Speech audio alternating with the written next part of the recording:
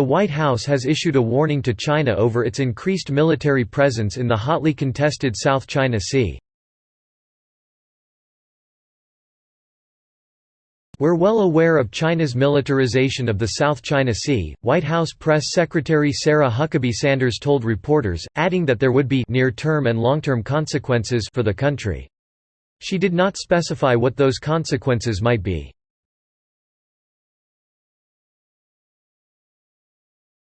News of the deployment came amid heightened tensions between China and the U.S., as President Donald Trump threatened to impose some $50 billion in tariffs on China, and President Xi Jinping threatened to retaliate in kind.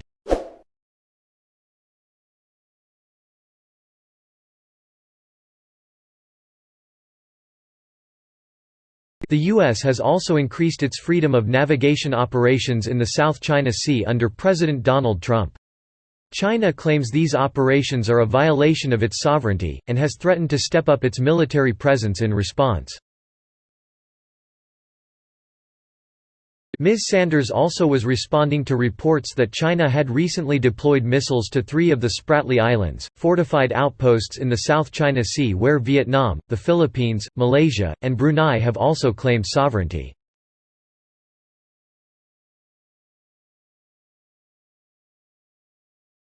The missile deployment has not been confirmed, but Chinese Foreign Ministry spokeswoman Hua Chunying said on Friday that deploying necessary national defense facilities to the islands was within China's rights.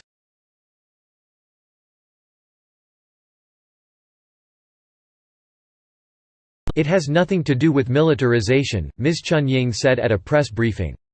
The U.S. constantly strengthens its military deployment in the South China Sea, they should consider the consequence of this.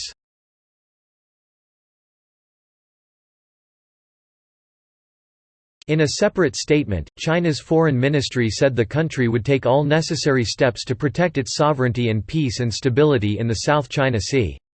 It accused of the U.S. of seeking to manufacture tensions in the region.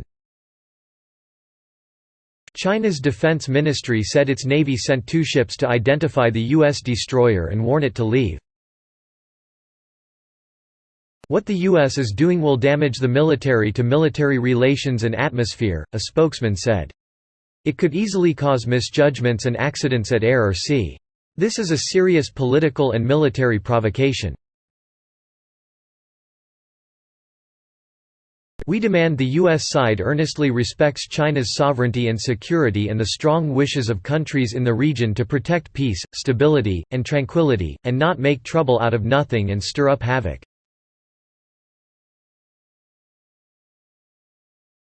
The U.S. military has a long-standing position that its operations are carried out throughout the world, including in areas claimed by allies, and they are separate from political considerations.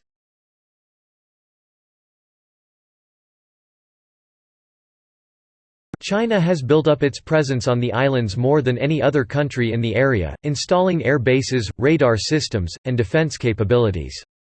On Tuesday, China's aircraft carrier conducted drills with fighter jets in the area for the first time.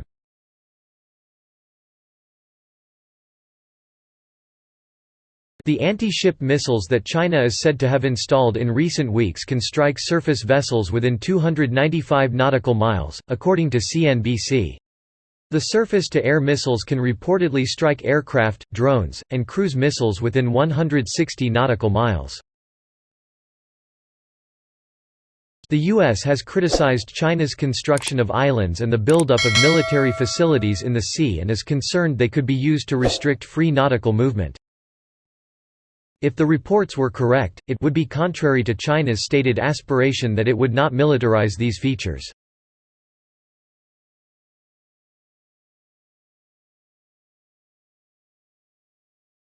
The Philippines gave a more muted response, owing to their recently developed close relationship and friendship with China. We are confident that those missiles are not directed at us, said Harry Roque, a spokesman for President Rodrigo Duterte, according to Reuters.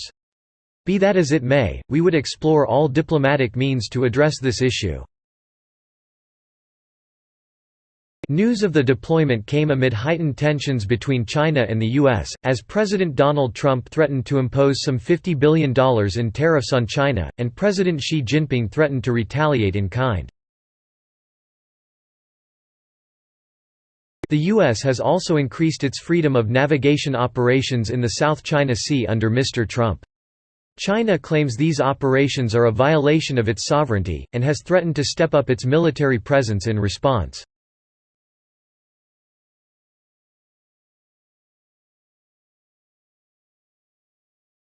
U.S. Navy Admiral Philip Davidson warned of China's growing military presence in the area last month, telling the Senate Armed Services Committee that the country is now capable of controlling the South China Sea in all scenarios short of war with the United States. "The only thing lacking are the deployed forces," he said. "Once occupied, China will be able to extend its influence thousands of miles to the south and project power deep into Oceania."